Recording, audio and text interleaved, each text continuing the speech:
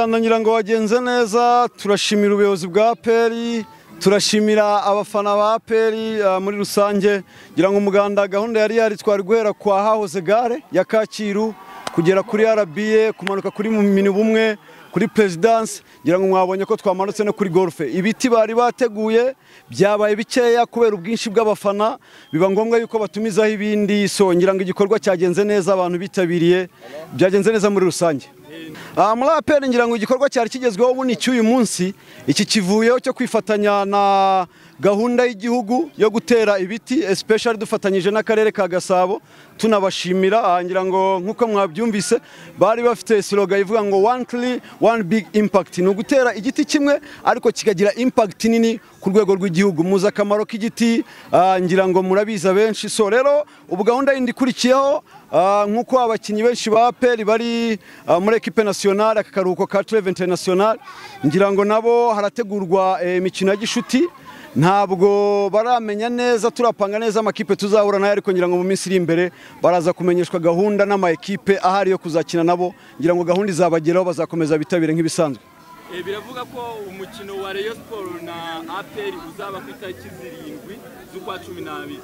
Ese ni umukino mwiteguye gute nka APR? Ibisanzwe Club Giant ihora yiteguye, ahubwo ikibazo nakwibaza bazahageza bakiriho, kuko ubushize ngira ngo nabajije bavuga ngo barashaka match, ndabaze ni match n'amafaranga, ariko baba honete batubwira ko ikibazo cya mikoro ari ikibazo.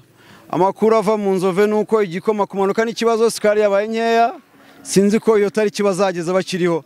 Ahubwo nasabaga ubuyobozi ndetse n'abafana muri rusange mu buryo bwo kugira ngo ama equipe angane areshye, tuzahure n'abantu bafite competition zingana, twatanga umusanzu nko twatanze uyu munsi kuri uriya muhanda ujya mu Nzove, hakenewe guterwa ibiti. So abakunzi ba APR rero bafatikanya na equipe tukajya kubafasha gutera ibiti muri uriya muhanda wabo ujya mu myitozo mu Nzove. Ikindi ubona ko harimo ibinogo, mu gihe hataraboneka ubushobozi bwo gushyira kaburimbo, twabatera inkunga tukanawusiza. Abakinnyi bisi ngo ni ikibazo, kwa steri genda ibacekagura muri biriya binogo, amasheviye. Urumva eta y'abakinnyi ntago imeze neza. So turaza kuvugana wenda n'ubuyobozi bwa equipe, turebe uburyo twabaha inkunga yo kubakorera uriya muhanda, hanyuma mu minsi iri imbere wenda umuntu akazabashyiramo kaburimbo, ariko byibura habanje kugirwa igikorwa. Murakoze. Binavuga yuko mwari mwatinye APR yatinye, ubundi bimeze bite? Waba warakiriye equipe nka Pyramid mu mahoro, ukajya mu Misiri i Cairo, stade le 30 juillet, ku munota wa 24 gusa ntutinye kwinjiza igitego, ugatinya gombani ya goli kweli. Bashakaga amikoro gusa babinyuje mu buryo butari bwo, ariko nubundi ni bya bindi ngo umunsi uzagera ugere. Wabyumvisha ko ngira ngo ubutumwa bwa Vice Mayor ngira ngo wabwumvishe, yavuze ko igitego kingana igiti twateye kiwanye n'igitego. So umubare w'ibiti byatewe nibyo bitego bizatsindwa muri no season ikipe ya APR, kandi nimba babaze umubare w'ibiti ngira ngo babonye ko birenga 100.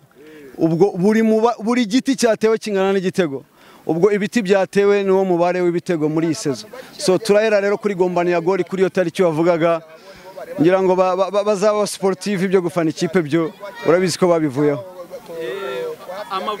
Ngira ngo ikintu cyambere cyo nabanza kuvuga no gushishikariza abafana muri rusange, abafana ba APR kuza kuzitabira, ndetse n'abanyarwanda muri rusange, ariko cyane cyane special abafana ba APR uko baba inyuma ikipe yabo. Ngira ngo ni ikipe y'igihugu, dufitemo abakinyi benshi. So tugomba rero kuzaza ejo abantu bagura amatike, ngira ngo yagiye muri systeme, amafaranga ni make, ngira ngo mwarabibonye. Nabashishikariza kugura amatike no kwambara umwenda w'Amavubi, bakazaza bakaba inyuma y'abasore babo. Ndizera ko Djibouti Alele Tour bizabera mu rugo, haba home haba ndawe, nibaza ko tuzabona amanota 3 nta shiti kabisa.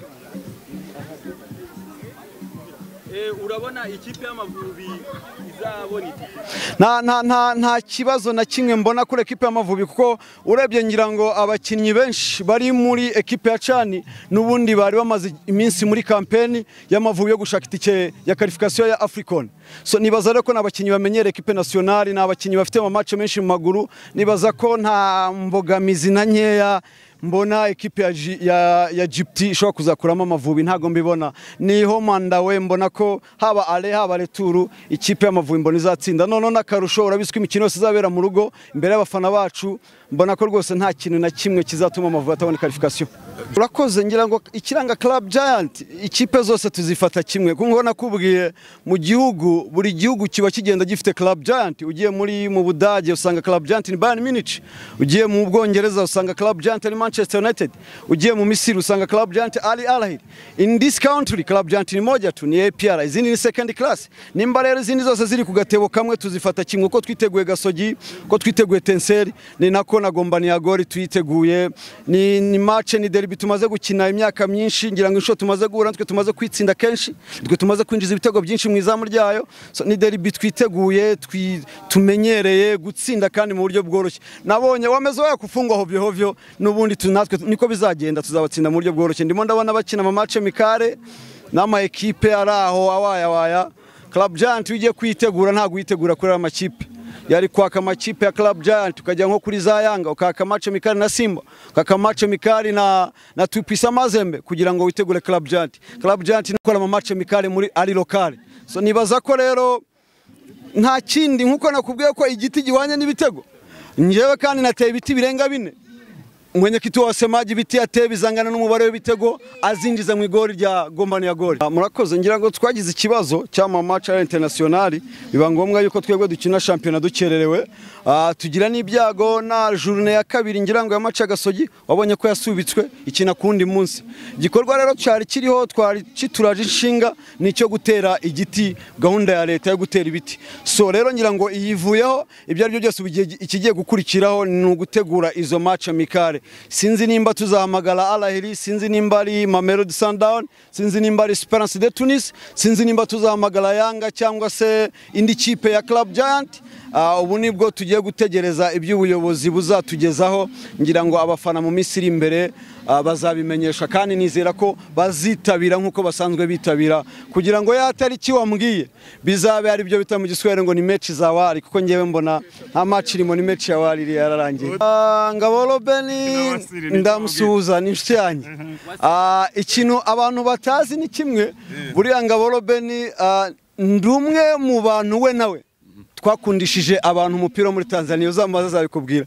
Ahantu bita kwa Alakeri hariya ku Gisimenti, twaricaraga tukareba match za Tanzania turi babiri tugakora analyse. So no mwana rero ubona ko ufite IQ understanding y'umupira, gusa ndamusengera buri munsi, amasengesho yanjye sinjya musiga. Ubona ko ari umwana ugira umwaku, ibintu byose atangaje akenshi ntibigenda uko yabishatse. Ibintu byose avuga kenshi ubona ntibigenda uko yabishatse. Niyo ntambara ndi kurwana nayo, ndi ku mavi ya buri munsi nsaba Imana kugira ngo izamworohereze. Promotion gura ikibanza cya $2,800 Bugesera hafi y'ikibuga cy'indege utombora ikindi, $6,000 Nyamata mu mujyi, na Kabeza $19,000 kuri kaburimbo. Bigereho na Marshal Real Estate.